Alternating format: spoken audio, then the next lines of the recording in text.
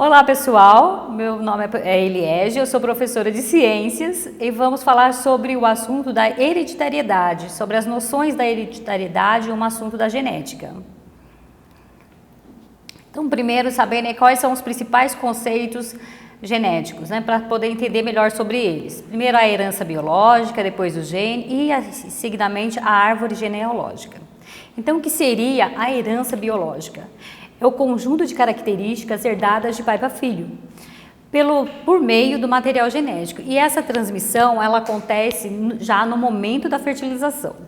E que é o gene? É uma unidade hereditária que contém a informação para uma determinada característica.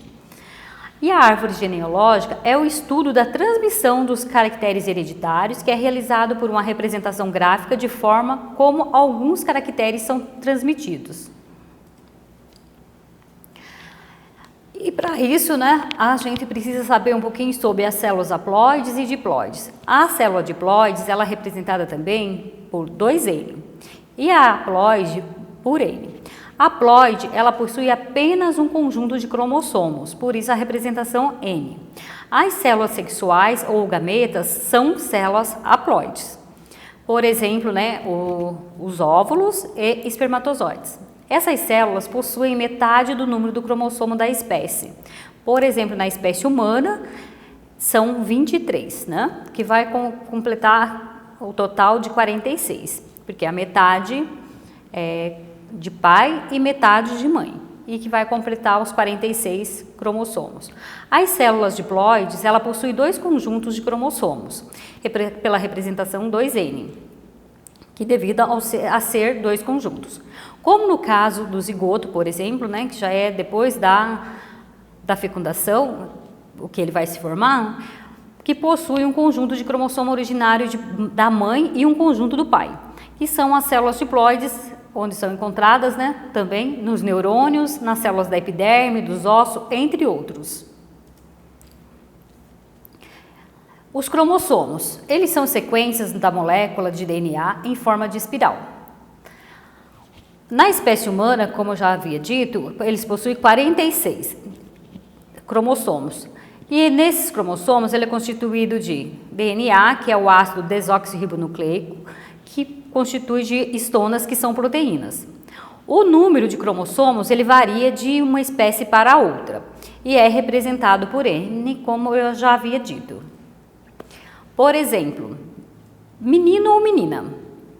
No caso de menino, ele tem cromossomos X e Y. No caso de menina, XX. O espermatozoide X ou Y, o óvulo sempre X. Há sempre 50% de hipótese para cada sexo. Então, a probabilidade de se ter um filho, uma criança, né, gerada menino ou menina, é 50%. E do ladinho aí tem um quadro, né, que é conhecido como quadro de Punnett, que é feito o cruzamento, né, e aí ele vai ficar destinado. Então, por exemplo, se tem a doação de X da mãe e de X do pai, terá uma menina. Se tiver a doação do cromossomo X da mãe e o Y do pai, terá uma criança do sexo masculino. E aí vem lá para uma explicaçãozinha sobre os cromossomos homólogos. Então, o que seria cromossomo homólogo? É que cada cromossomo presente no espermatozoide encontrará correspondência nos cromossomos do óvulo. Em outras palavras, quer dizer o quê? Que os cromossomos de cada gameta são homólogos, uma vez que possuem genes que determinam certa característica organizadas na mesma sequência de cada um deles. Então, são esses cromossomos que vai distinguir cor de olhos, tipo sanguíneo, cor de cabelo, crescimento, né, a altura, se será uma pessoa alta ou baixa, são essas características. E o DNA? O DNA, ele é de dupla hélice, nele é constituído de nucleotídeos, ligações por pontes de hidrogênio, e o DNA ele está localizado em todas as células do organismo, no interior do núcleo, como representado por essa imagem. O que são genes? São esses fragmentos sequenciais do DNA, que são responsáveis por codificar informações que irão determinar a produção de proteínas que atuarão no desenvolvimento das características de cada ser vivo. Eles são considerados a unidade funcional da hereditariedade. Então, são os genes, né, que vão transmitir a sua hereditariedade, as características genéticas do ser vivo. As características hereditárias, elas transmitem de geração através da reprodução. Por exemplo, a cor dos olhos, a estatura, o tipo e cor de cabelo. Essas são algumas características hereditárias, mas nem todas as características adquiridas são hereditárias. Por exemplo, o desenvolvimento da musculatura, a deficiência do tetraplégico ou a profissão como cientista são caracteres não hereditários, porque eles são desenvolvidos através do meio em que se vive.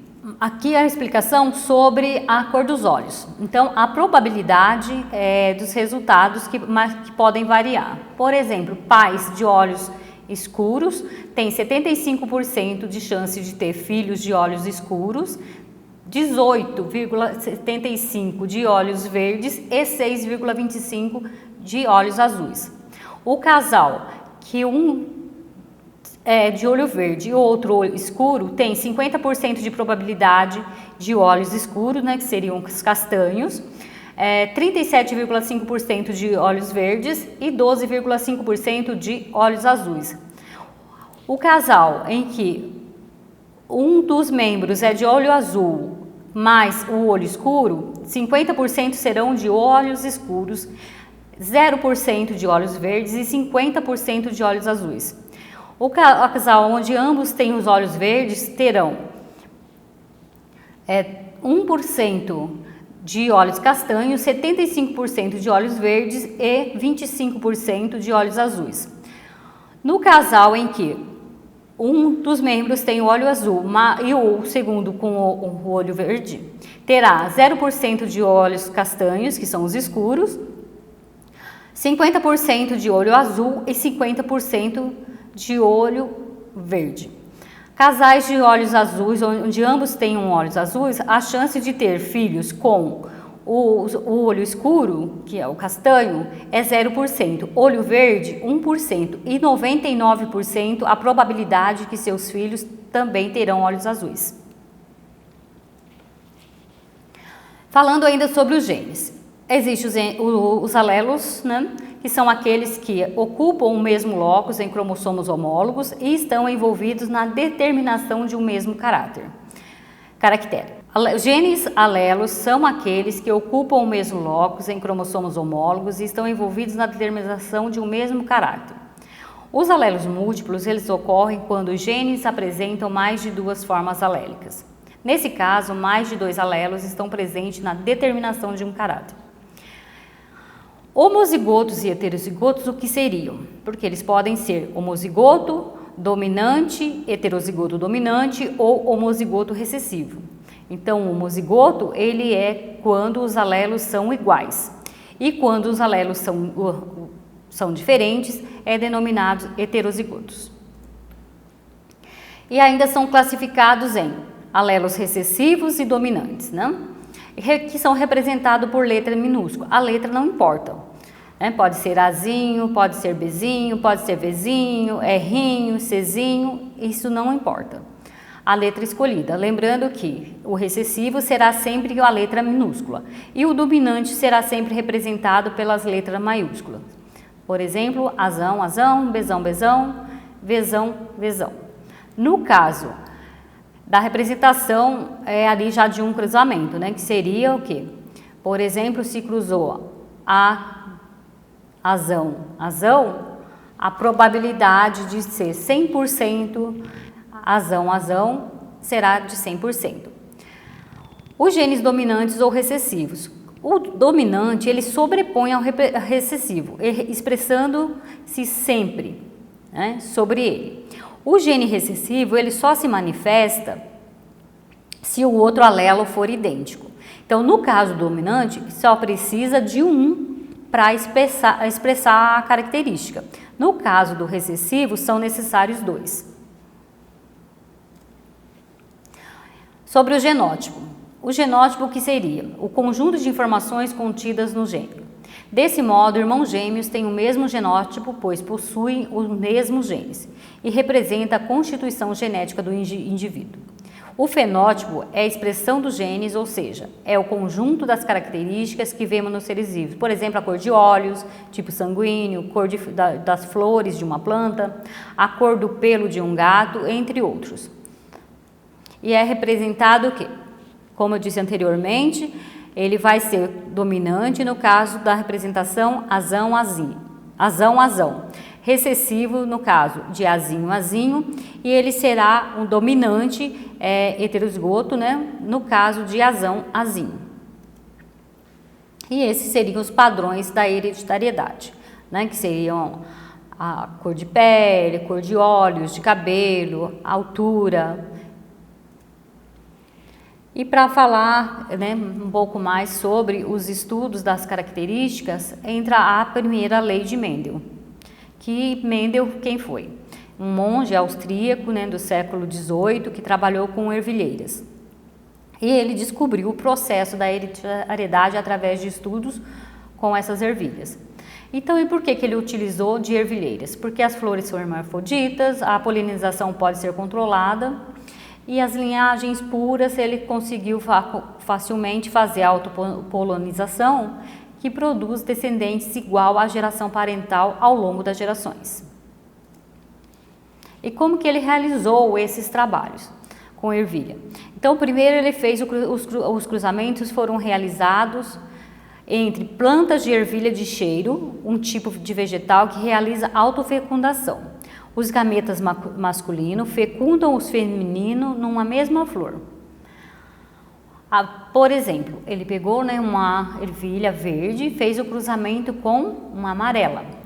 As análises, primeiro ele analisou apenas a característica de cor da ervilha e o que se chama de monohibridismo. Depois ele analisou mais duas características ao mesmo tempo, que seria a cor e a textura, o chamado de hibridismo.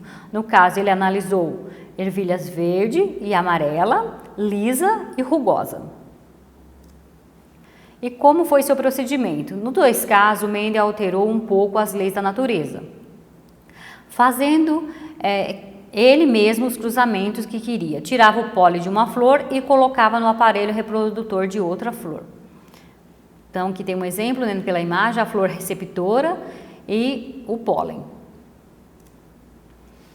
E desses experimentos, o que ele gerou? Na geração parental, que foi, né, que são os pais, ele cruzou a ervilha amarela com a verde, a amarela com os genes dominante, azão-azão, e a verde recessivo, azinho-azinho. Na primeira geração, com a autofecundação, ele conseguiu azão-azinho, né, que são heterozigoto, e foram todos o quê? 100% amarela. Por causa do quê? Ela continha o gene dominante, que é o azão. Então, por isso, na primeira geração, todas foram amarela.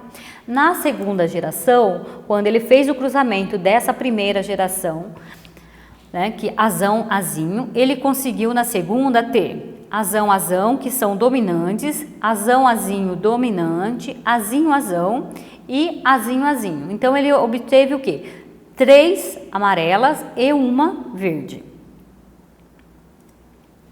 Resumindo as experiências de Mendel, então ele cruzou artificialmente as linhagens puras de ervilheiras, ele registrou as características dos descendentes nesses cruzamentos e as conclusões do seu trabalho, referente à primeira lei, que os caracteres eles são herdados através dos genes, os alelos são formas alternativas de genes, os gametas recebem apenas um alelo de cada par, os alelos podem ser iguais ou diferentes. Aí deixo para vocês, além da introdutória, né, da explicaçãozinha sobre a hereditariedade, as noções básicas da hereditariedade, né, porque futuramente verão com mais profundidade no ensino médio, uns links a respeito da introdução da hereditariedade à primeira lei de Mendel. E todos os 4 vídeos é referente aos cruzamentos, a primeira lei de Mendel, as características de hereditariedade. para que vocês acessem e tenham maior entendimento a respeito do conteúdo, que ele é um pouco complexo, mas é um entendimento muito bonito, de muito conhecimento, tanto para os estudos diários como para conhecimento da vida mesmo, da hereditariedade, da conhecimento de coisas de família, cruzamentos de animais, de plantas e tudo mais. Desde já eu agradeço e até a próxima aula.